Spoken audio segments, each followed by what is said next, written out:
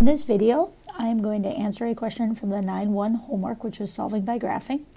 And the question that was asked was on number 5, solving the system by graphing on your calculator.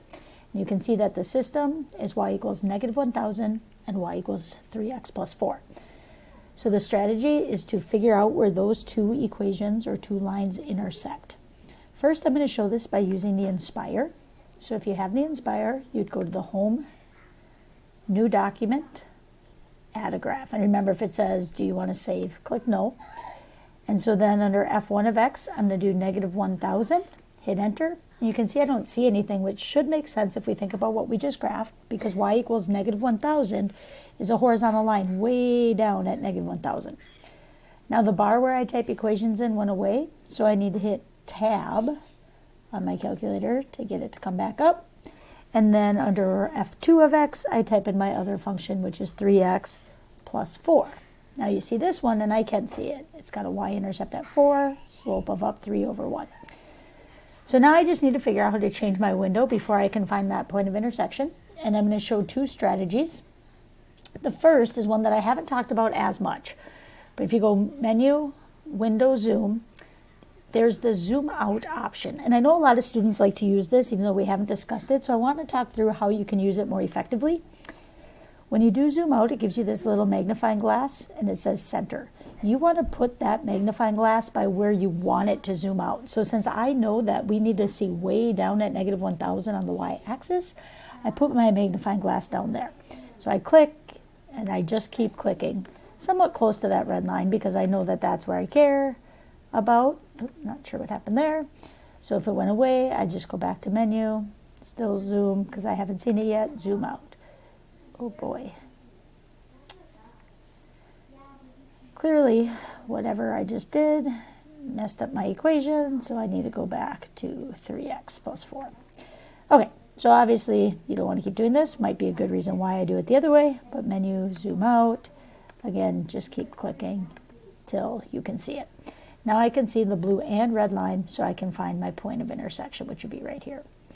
To do that, as a reminder, we go Menu, Analyze, Intersection, and that's when it says lower bound, so you click to the left, upper bound, click to the right, and you can see the point. You can grab it and move it so you can see it better, but you can see that my calculator has told me it's at negative 335. And then negative 1,000, remember negative 1e plus 3 is scientific notation, which means I'd move that decimal place 3 to the right. Okay, now the other reason I wanted to show you this is a lot of times when people use the zooming features, they come up and they're like, I don't know what my calculator is doing, it's all messed up. So if you ever get to that point or you want to change it back, in the window menu, you want to go back to number 5, zoom standard. So I just want to show that because, again, I can't answer that question on test, but if you need to change your window back to normal, it's zoom standard. The other option would be to do what we've been doing more so all year when you want to find that point of intersection, and just go to your window settings and think about what you see. Again, we just saw the answer, so I know that I need to make my x values a lot bigger, but I probably would have anyways, just because I know how far down I need to go. So I changed my x min, x max to negative 500, 500, but the biggest thing I know I need to change is the y minimum. I graphed y equals negative 1,000, so I need to go below that. So I chose to go negative 1,500. Click down on OK, and now you can see that that window did show me the number. Okay. Again, I already found the point of intersection, but you could do it again. Okay. All right. So some of you, since you're home, you may not have the option of having an Inspire. So I do want to show you that you do not just have an out to not do those, but you're going to use Desmos. But it's important for everybody to see how the Inspire works, because you will be expected to use that when you come back to school. Okay, so Desmos Graphing Calculator, you can see the website up here. It's desmos.com/calculator. And again, Desmos is super quick and easy to use. You would just type in y equals negative 1,000, enter. Again, I can't see it, that makes sense.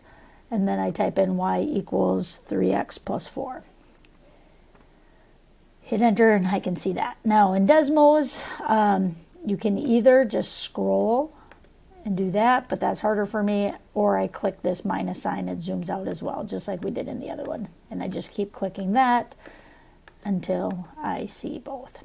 Now I can see the red horizontal line and the blue, And now here's where Desmos is way easier. Rather than the clicking left, clicking right, you literally take your cursor, click right where the point of intersection is.